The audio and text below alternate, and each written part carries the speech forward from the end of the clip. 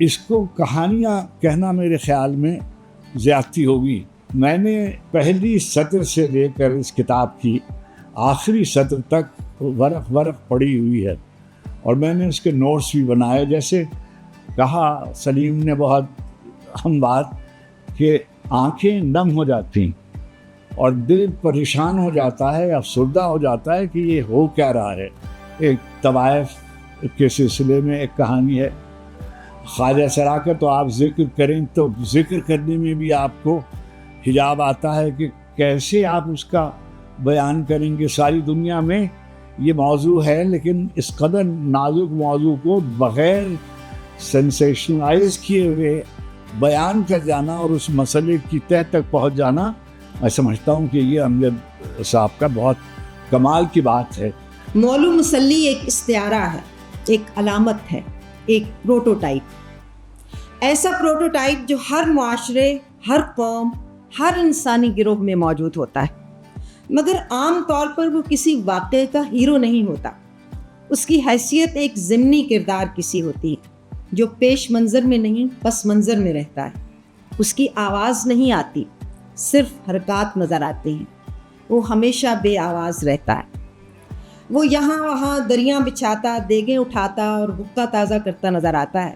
کبھی چودھری صاحب کے پیر دباتا ہے, کبھی ان کے پیچھے ہاتھ باندھ کر چلتا ہے, کبھی سامنے آ کر ان کے حصے کی گولی اپنے سینے پر کھاتا ہے, مگر اسے ان تمام خدمات کے صلے میں کوئی اعلیٰ مقام نہیں مل سکتا.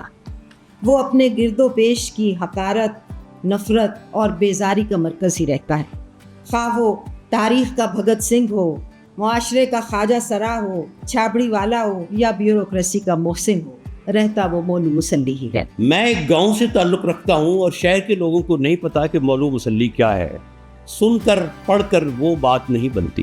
مولو مسلی جو ہے, یا جس کو آپ کمی کہتے ہیں, جو ہمارے پنجاب کے گاؤں ہیں, ان میں جو کمی ہوتے ہیں, مسلی ہوتے ہیں, نائی ہوتے ہیں, درزی ہوتے ہیں جنہیں دھبے کہتے ہیں, اور چکیں بنانے والے ہوتے ہیں. ان کے پاس اپنی زمین نہیں ہوتی, اپنے گھر بھی نہیں ہوتے. وہ خان کے یا چودھری کے یا ملک کے دیے ہوئے گھر میں رہتے ہیں.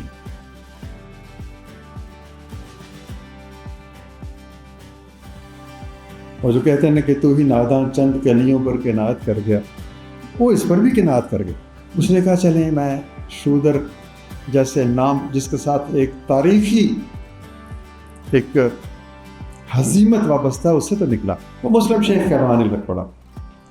رفتہ رفتہ رفتہ انہیں مذہبی, اخلاقی, سماجی, سیاسی تضادات نے ان بڑے لوگوں کو یہ سمجھایا کہ بھائی مسلم شیخ کے لفظ سے بھی احترام ٹپکتا ہے.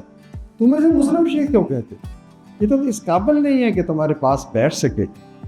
اس کے جسم سے بو آتی ہے اس لیے کہ یہ محنت کرتا ہے, اس کے کپڑے نہیں ہیں, اور بہت ساری خامیاں مجسم ہیں اس کے اندر. تو یوں پھر مسلم شیخ بگڑتے بگڑتے خواتین و حضرات مسلی بنے.